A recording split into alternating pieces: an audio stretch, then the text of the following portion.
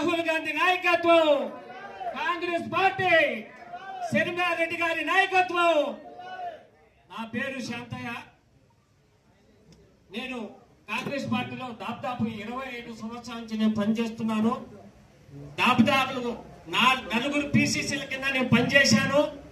Railway కోడూరులో ఒక మహిళ, అంటే ఎదవరాలైన ఒక మహిళ గోసాలదేవి గారు 2014లో పార్టీ చేరిన తర్వాత మేడం, ఆ రోజు నుంచి ఈ రోజు వరకు రీసెంట్ గా మొన్న 10 రోజుల ముందు ఈ గవర్నమెంట్ ఏం చేసిందంటే 13,000 కోట్లు ఒక బ్రిడ్జిని కట్టేదానికి ఏం చేశారంటే మేము దాన్ని నిరాహార దీక్ష చేసి వాళ్ళకి న్యాయం చేశాము. ప్రతి విషయం మేడం, ప్రతి రోజు మేము ప్రోగ్రామ్ చేయని రోజు లేదు.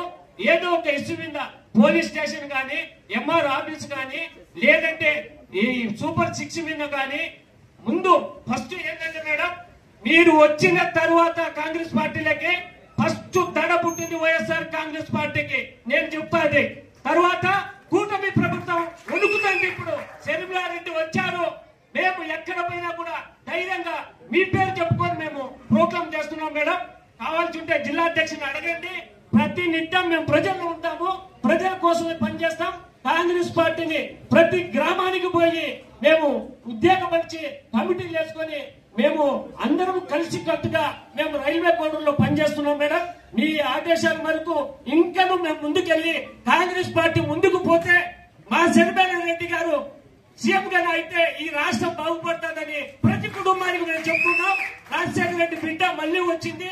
ఎక్కడ పోయినా కూడా ఇప్పుడు వైసీపీ గాని, తెలుగుదేశం గాని, కూటమి ప్రభుత్వం కూడా దడాలాడుతుంది. ఎందుకంటే ఈ రోజు రాజశేఖర రెడ్డి పేరు చెప్తే కన్నీళ్లు పెట్టుకునే వాళ్ళు ఉన్నారు మేడం. ప్రతి కుటుంబంలో ఆయన ఫోటో పెట్టుకుని ఒక దేవుడిగా పంచుకునే వ్యక్తులు కూడా రైల్వే కోడూరులో ఉన్నారు మేడం. మీరు గమనించండి మేడం, ఒక ఎదవరాలు 2019లో ఎలక్షన్ టైంలో భర్త చనిపోయినా కూడా ఆమె కన్నీళ్లు విడిచి పనిచేసింది మేడం.